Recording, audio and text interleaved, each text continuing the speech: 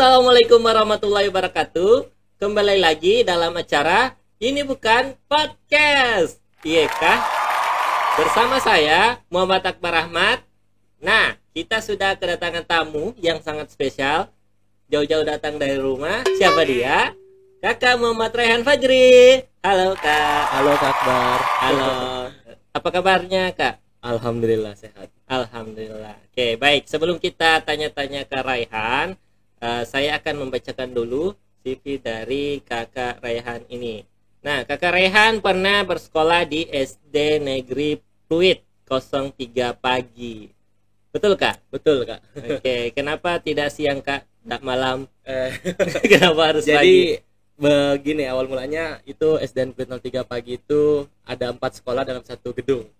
Oh iya. Ya, 03, SD Pluit 03, 04, 05 dan 06. Nah, yang kebetulan sekolah pagi itu 03 dan 05 Kak.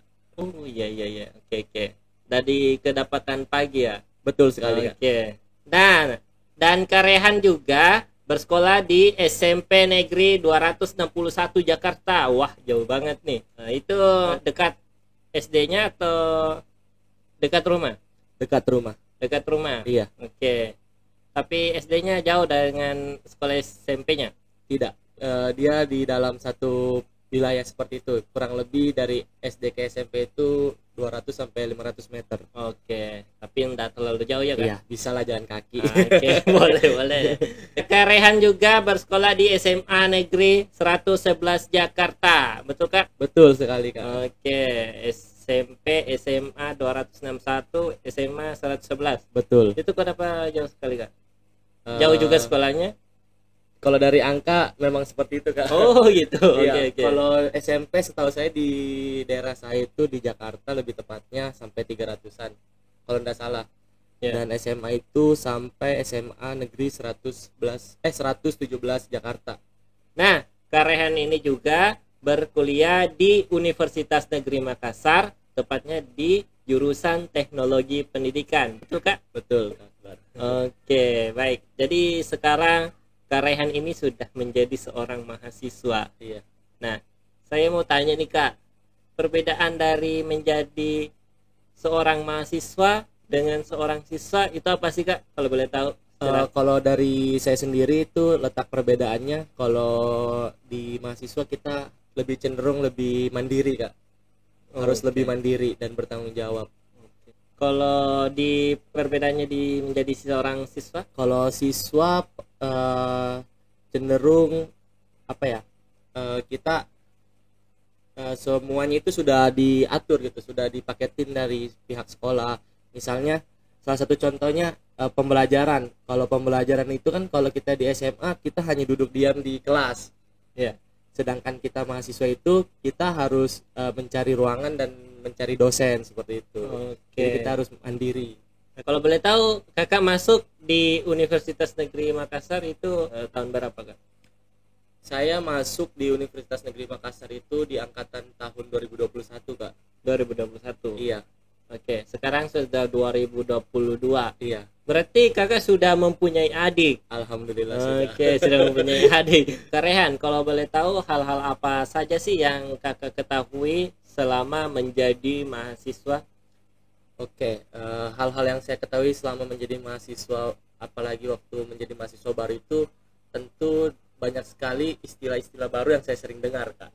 Oh, Iya. apa itu Kak?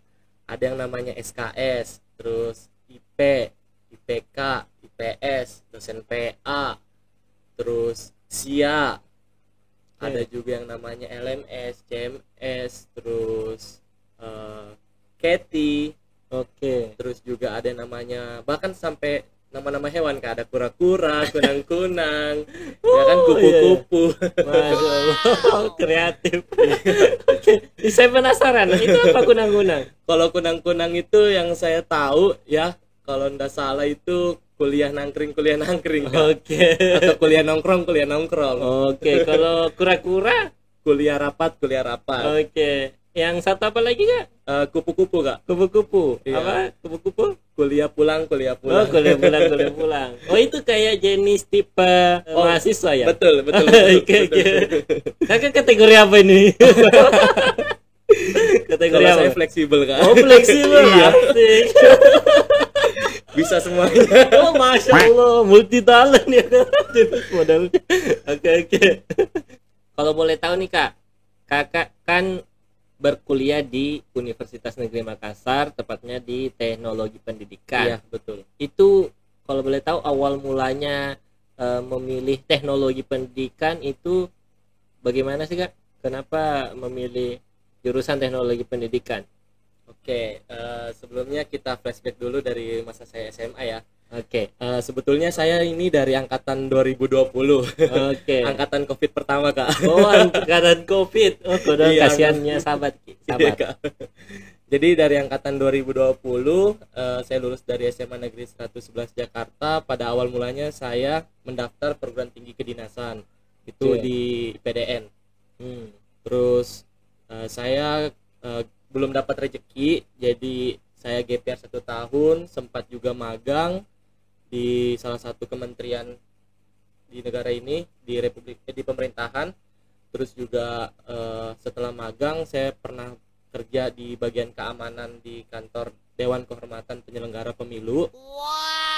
Pada saat itu di tahun 2021 saya mulai mencoba kembali Kak. Saya mencoba kembali dengan memanfaatkan peluang-peluang yang ada.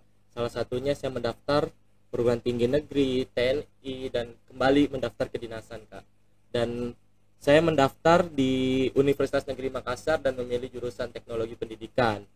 Itu karena orang tua, kebetulan juga guru, terus juga teman-teman dari lingkungan sekitar saya banyak yang mengambil profesi di dunia pendidikan Kak. Seperti itu motivasinya. Kalau Kakak sendiri apakah tertarik dalam dunia pendidikan? Tentunya sangat tertarik ya Kak ya, karena di pendidikan sendiri itu kita dapat membentuk generasi-generasi muda bagaimana untuk menjadi generasi yang betul-betul menyongsong negara ini, karena kan generasi muda ini kan sebagai generasi penerus bangsa Kak, seperti Iya, itu. betul, Jadi betul. kita ciptakan generasi dan kita bentuk generasi generasi bangsa ini melalui pendidikan Kak, pastinya. Sangat luar biasa sekali karena kita harus memang mempunyai motivasi tersendiri ya Kak, Betul sekali. untuk memilih, karena Kakak juga sudah menjadi seorang mahasiswa dan sudah tadi mempunyai banyak pengalaman juga, jadi tentunya sudah bisa berpikir bahwa ini loh yang baik untuk saya gitu. Oke. Nah, tadi saya mendengar kata atau istilah SIA. Itu SIA apa sih Kak? SIA itu kepanjangan dari Sistem Informasi Akademik. Oke, Sistem Informasi Akademik. Itu bagaimana sih cara mengakses ya itu Kak? Caranya mengaksesnya itu sangat mudah Kak. Teman-teman mahasiswa itu tinggal masuk dari Google, terus di pencarian itu ketik sia.unm.ac.id. Setelah itu kita diminta untuk memasukkan NIM dan pasportnya. Setelah masuk NIM dan paspor, kita login. Nah, kita masuk ke menu register. Oke, oh berarti di Sistem Informasi Akademik kita harus registrasi terlebih dahulu ya Kak? Iya, betul. Oke.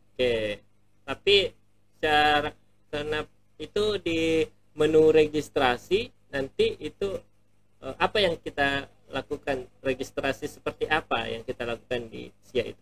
Nah, di register mahasiswa itu nanti dapat kita pilih mata kuliah yang bakal kita ambil dalam semester-semester Kak. Oh, oke, ada Iya. mata kuliah di sana ya yang Iya, akan betul. kita pilih. Itu langsung muncul atau gimana Kak? Oh enggak lah Kak, masa langsung muncul. Pasti harus melakukan registrasi pembayaran UKT sendiri Kak. Oh, UKT. Iya. UKT itu apa Kak? UKT itu uang kuliah tunggal Kak. Oke. Kalau UKT Kakak sendiri itu masuk apa? Berapa atau masuk golongan atau apa? Kalau UKT saya sendiri itu alhamdulillahnya saya mendapatkan beasiswa Kak. Wah, Masya Iya. Allah. Jadi untuk UKT-nya sendiri itu 0. Oh, Tapi oke. untuk kisaran UKT di jurusan teknologi pendidikan atau di UNEM itu berkisar, itu dia kalau UKT sendiri itu di TP itu mungkin di kampus-kampus lain juga ada yang namanya golongan-golongan Kak. Oke. Iya, golongan-golongan UKT. Golongan-golongan UKT. Oke. Tapi kakak ini mendapatkan kayak semacam beasiswa ya kak? Iya betul. Wah, sangat luar biasa sekali. Oh, nama beasiswanya apa kak? Kalau boleh tahu? Nama beasiswanya Kartu Indonesia Pintar Kuliah kak. Oh, Kartu Indonesia Iya. Pintar Kuliah, KIP. KIP kak. Oke, Iya. KIP. Itu boleh diceritain sedikit kak, gimana proses kenapa bisa kakak mendapat KIP itu? Prosesnya itu pada saat kita mendaftar di LTMPT itu kita juga membuat akun, dan kita membuat akun itu kita buat LTMPT sekaligus kita mendaftar di akun KIPK KIP Kuliah. Seperti itu. Setelah kita mengisi form pendaftaran dari website KIPK, itu kita isi secara detail apa yang diminta. Setelah itu kita di LTMPT mengajukan untuk mengikuti seleksi KIP Kuliah. Jadi pada saat kita mengajukan seleksi itu kita pada saat tes SBMPTN, kebetulan saya dari SBMPTN. Oh, Kak. jalur ya? Iya, jalur SBMPTN itu kan biasa kita berbayar ya. Iya. Nah pada saat itu juga kalau kita mengajukan mengisi formulir pendaftaran KIP Kuliah itu kita dibebaskan juga dari biaya pendaftarannya. Oke. Seperti itu. Setelah itu apabila kita ikut tes dan dinyatakan lolos di salah satu universitas yang kita pilih, itu kita melakukan pendaftaran ulang bersamaan juga pendaftaran ulang KIP Kuliah. Oke. Dari pengisian UKT seperti itu. Ada syarat-syarat tertentu dari kebijakan kampus yang mengharuskan untuk mengupload berkas-berkas lain. Ada Oke. berkas-berkas tambahan. Oke. Sangat panjang juga ya Iya. kak proses untuk mendapatkan beasiswa KIP itu. Betul. Oke, baik. So, itulah tadi sedikit tips ya dari kakak Rehan atau gambaran proses dari mendapatkan beasiswa KIP Iya. gitu. Nah, tadi Kak Rehan sudah menjelaskan tentang bagaimana cara mendapatkan beasiswa KIP sendiri. Nah, semoga kita atau teman-teman bisa mendapatkan beasiswa KIP juga ya. Amin. Oke. Nah, kita kembali ke Sia tadi Kak. Iya. Nah, saya mau tahu kelanjutannya setelah teman-teman sudah membayar UKT, itu selanjutnya apa Kak? Nah, selanjutnya kalau kita sudah melakukan pembayaran UKT, teman-teman kembali ke register mahasiswa, dan di situ ada pilihan-pilihan tahun pelajaran dan semester berapa yang kalian akan tempuh.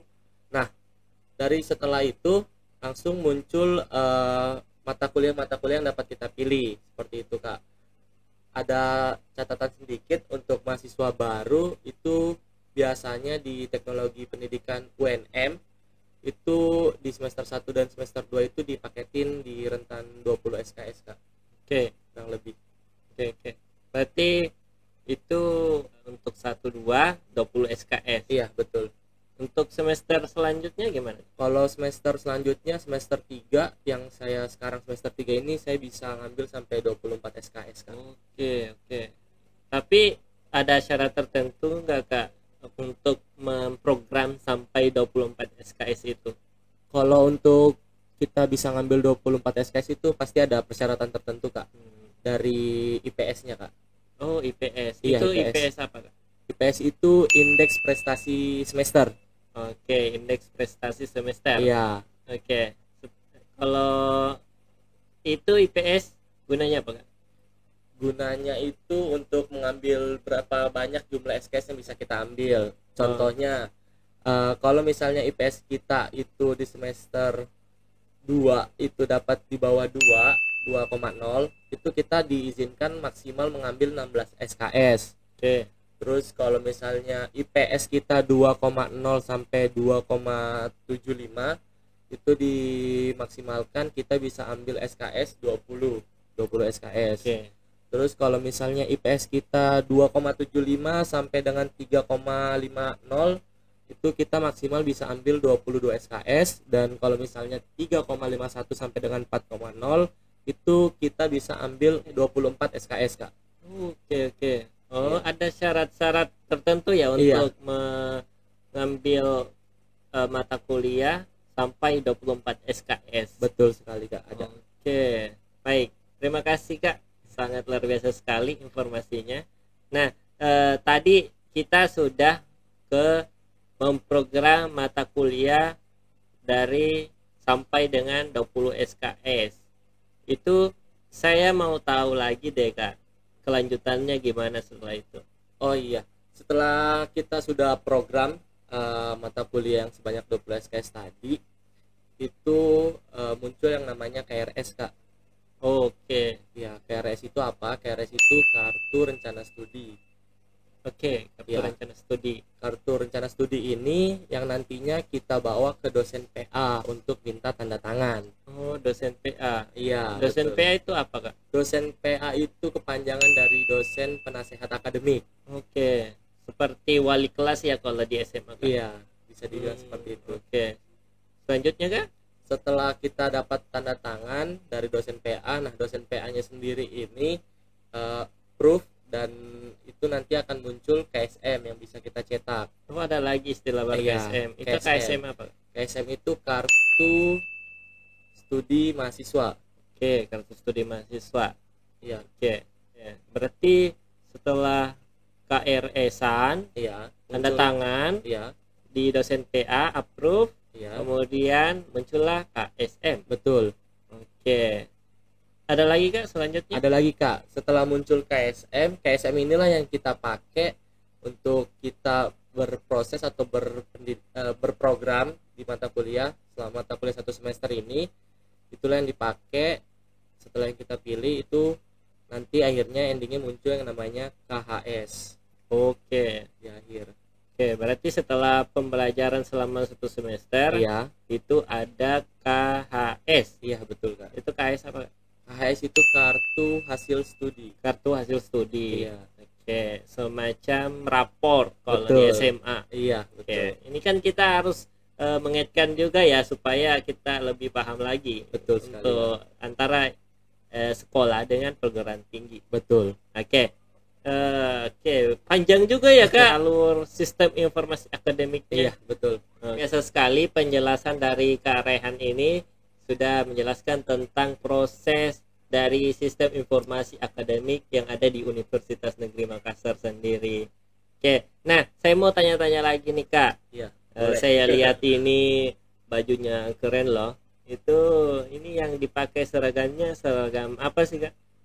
Oke, ini seragam yang saya pakai, ini seragam dari tim Laboratorium Teknologi Pendidikan Universitas Negeri Makassar, Kak. Oke.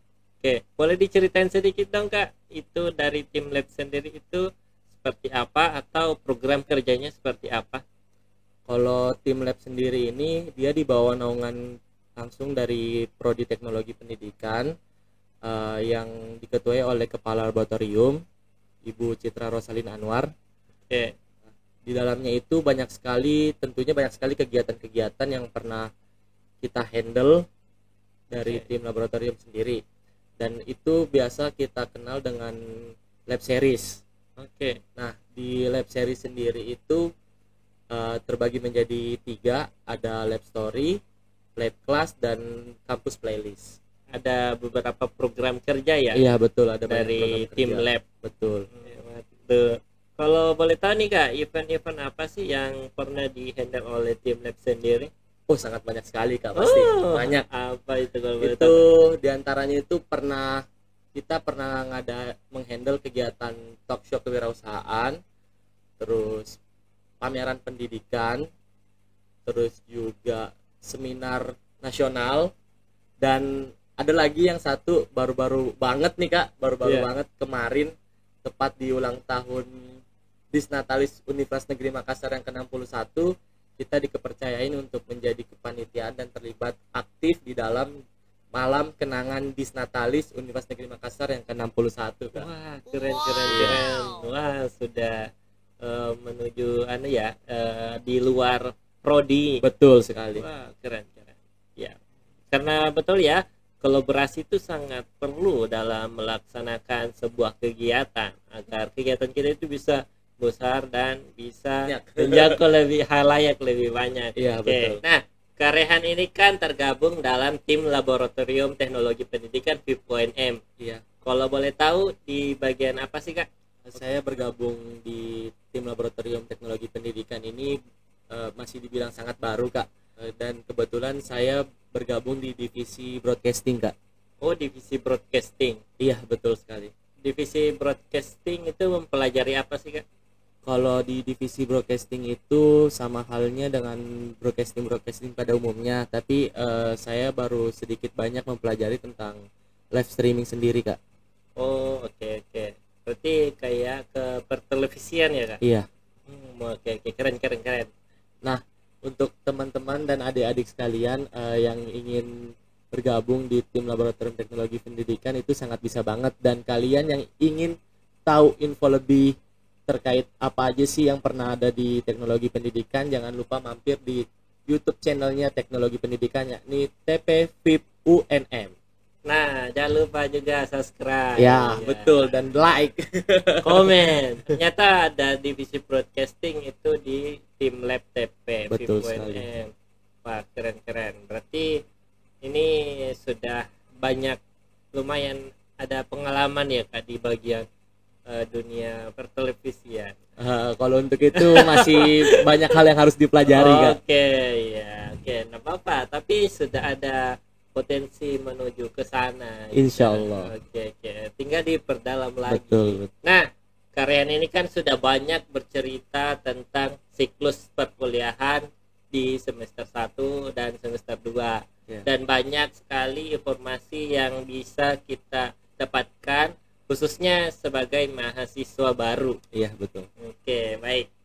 Sebelum kita mengakhiri episode kali ini, silahkan Kak Rehan deh boleh memberikan closing statementnya. Oke, baik. Untuk teman-teman mahasiswa baru teknologi pendidikan, khususnya di angkatan 2022, pesan dari saya, manfaatkan fasilitas dan kesempatan yang ada untuk terus mengupgrade diri kalian, dan dimanapun kita berada selalu jadilah yang terbaik dan berikan yang terbaik yang apa yang bisa kita berikan, seperti itu, Kak. Sangat luar biasa sekali closing statement dari Kak Rehan. Saya mengucapkan banyak terima kasih kepada Kak Rehan Iya, karena sama-sama, sudah Kak. berkunjung di acara Ini Bukan Podcast. Iya, sama-sama, Kak. Ya, semoga bisa memberi banyak manfaat lagi. Amin. Dan bisa bertemu lagi di episode selanjutnya. Amin, ya. amin.